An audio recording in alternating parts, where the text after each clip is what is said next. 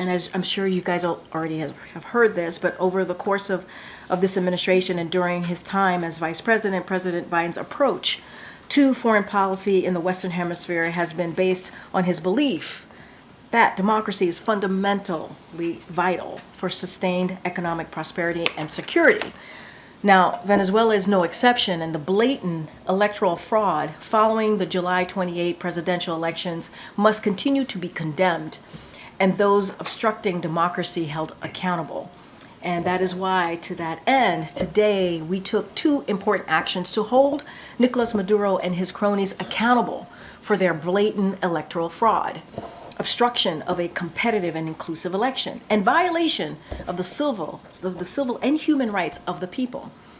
First, the Department of Treasury sanctioned 16 Maduro-affiliated officials. Second, the Department of State imposed new visa restrictions on a significant number of Maduro-aligned officials who have undermined the electoral process in Venezuela and are responsible for acts of repression.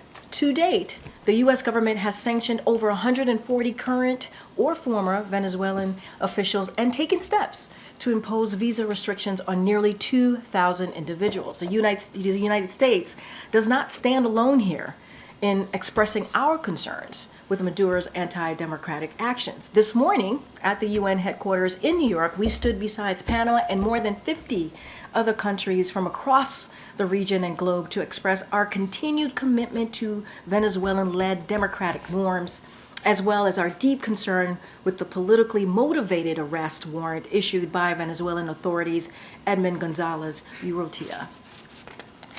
The United States will continue to work with our international partners to encourage Venezuelan-led constructive and inclusive dialogue to restore democratic norms, ensure Maduro and his representatives are held accountable for their actions, and support the people's aspirations for democracy and a more prosperous future. In the meantime, we cannot stand by while Maduro and his representatives blatantly commit electoral fraud and use violent, indiscriminate repression to silence opposition to Maduro's rule, hence our actions today. At the beginning of this administration, President Biden made the decision to take the Quad to the leader level, and next weekend, President Biden will host the 4th in-person Quad Leaders Summit in Wilmington, Delaware.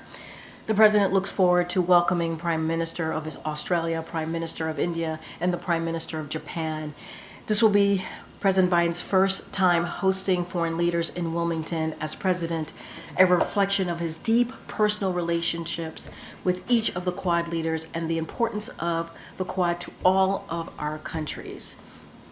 The Biden-Harris administration has made elevating and institutionalizing the Quad a top priority, and this Leaders Summit will focus on bolstering the strategic convergence among our countries, advancing our shared vision of a free and open Indo-Pacific region, and delivering concrete benefits for our partners in the Indo-Pacific in key areas.